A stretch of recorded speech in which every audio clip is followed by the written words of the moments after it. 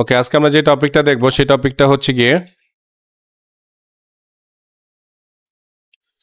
JS and interpreted language, মানে JavaScript একটা interpreted programming language. হ্যাঁ, সো ইন্টারপ্রেটেড মানে কি, এটা একটা বড় ব্যাপার। তার আগে একটু দেখি আমরা এই কথাটা। দেখেন, বলছি JavaScript is an interpreted language, not a compiled language.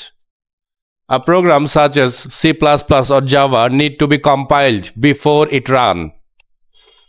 The source code is passed through a program called a compiler, which translates it into a bytecode that the machine understand and can execute. তার মানে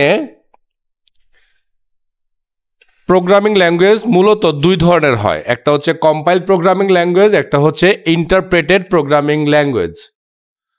so অনেকে অনেকভাবে সংজ্ঞায়িত করে, আমি এই সংজ্ঞাটাকে দুইটা উদাহরণের মাধ্যমে আপনাদেরকে দিব, তাহলে খুব ইজি হয়ে যাবে আপনাদের কাছে।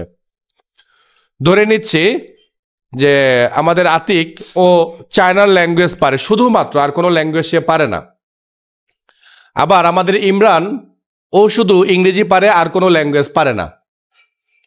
এখন এই দুইজন ট্রেড করতে চায়, মানে বিজনেস করতে চায়। এখন এই দুজনের মাঝখানে কমিউনিকেশনটা খুব জরুরি। তাহলে এই দুজন যদি এখন কমিউনিকেশন করতে চায়, তাহলে ওদের মাঝখানে তৃতীয় একটা ব্যক্তি লাগবে, যাকে আমরা আম ভাষায় বা সাধারণ ভাষায় বলি ট্রান্সলেটর, দোভাষী। বাট প্রোগ্রামের ভাষায় এইটাকে বলা হয় ইন্টারপ্রেটার। ইট মিনস এইখানে দুইটা পক্ষকেই থাকতে হবে। এখন যদি আমরা কোডের কথা চিন্তা করি, তার মানে আমাদের সোর্স কোডটাকে রেখে দিতে হবে, এবং যে দেখবে তাকেও থাকতে হবে, এবং মাঝখানে একজনকে দোভাষী বা ইন্টারপ্রেটারের দায়িত্ব পালন করতে হবে। ইট মিনস যেই প্রোগ্রামিং ল্যাঙ্গুয়েজে সরাসরি আমরা সোর্স কোড প্রোভাইড করে দেই, ওই ধরনের প্রোগ্রামিং ল্যাঙ্গুয়েজগুলোকেই আমরা বলি ইন্টারপ্রেটেড প্রোগ্রামিং ল্যাঙ্গুয়েজ।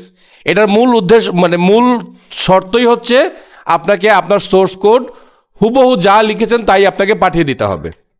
ওকে, এটা ছিল ইন্টারপ্রেটেড প্রোগ্রামিং ল্যাঙ্গুয়েজ। এবার আসি কম্পাইল প্রোগ্রামিং ল্যাঙ্গুয়েজ কোনটা।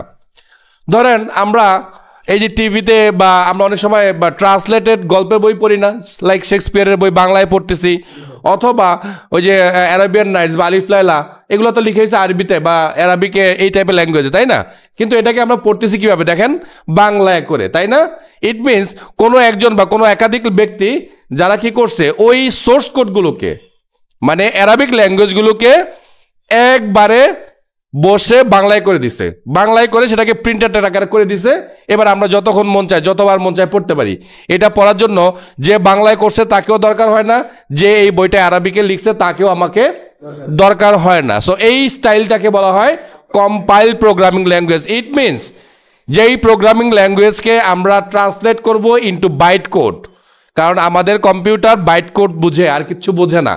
আমরা লিখতেছি তো ইংরেজিতে, কিন্তু আলটিমেটলি আমাদের প্রোগ্রামকে কি করতে হয়, মানে আমরা যেখানেই রাখি সে আসলে এই ইংরেজি শব্দ বোঝে না, তাকে আমরা যেটা করি এটাকে বাইট কোডে রূপান্তর করে দেই।